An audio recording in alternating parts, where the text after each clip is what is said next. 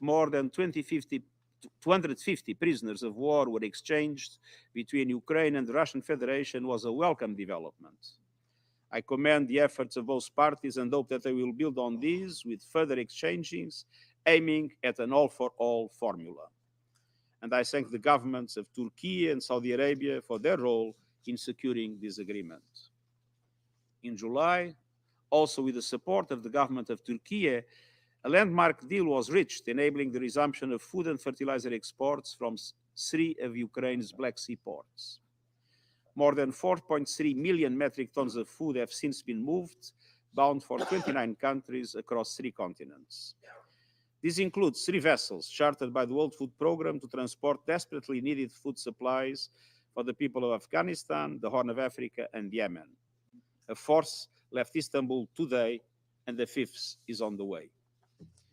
Since the signing of the Black Sea Grain Initiative, global food prices have dropped sharply, although they are still almost 8% higher than a year ago.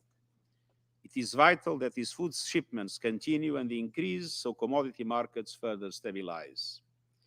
The United Nations also signed a memorandum of understanding with the Russian Federation on the full access of Russian food and fertilizer products, including ammonia, to global markets. We are doing everything possible to facilitate these and to ease the serious fertilizer market crunch that is already affecting farming in West Africa and elsewhere. If the fertilizer market is not stabilized, next year could bring a food supply crisis. Simply put, the world may run out of food. It's essential that all states remove every remaining obstacle to the export of Russian fertilizers immediately. We need to get them to farmers at a reasonable cost and onto fields as soon as possible. Another major concern is the impact of high gas prices on the production of nitrogen fertilizers, and this must also be addressed without delay. Madam President, there is only one way to end the suffering in Ukraine, and that is by ending the war. I will continue to spare no effort for peace in line with international law and the Charter of the United Nations. And I appeal to all member states, especially those here today, to redouble all efforts to prevent further escalation and to do all they can to end the war and to ensure lasting peace. Thank you.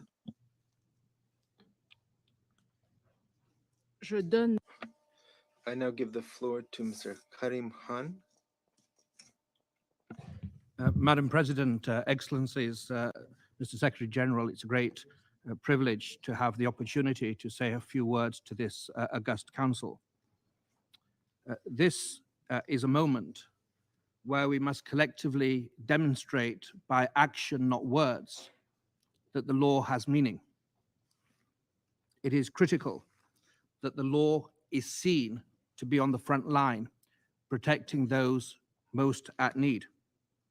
As we speak, in Ukraine and in many other parts of the world, the most vulnerable that deserve our attention, children, women, and men, suffer in agony and insecurity, and the law is looked to for real meaning and for accountability.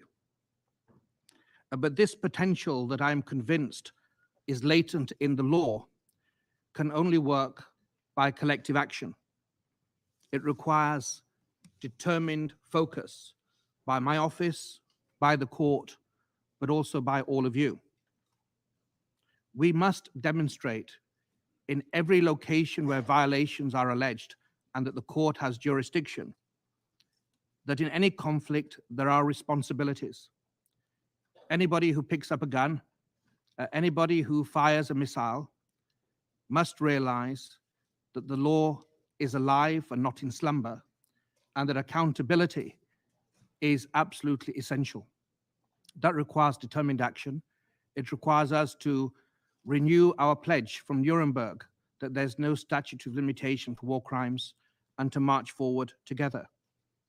Madam President, I'm convinced that if we coalesce around these basic principles of humanity, these basic norms of conduct, the law can play an ever more impactful role as an anchor for peace and security in Ukraine, but in so many other parts of the world as well.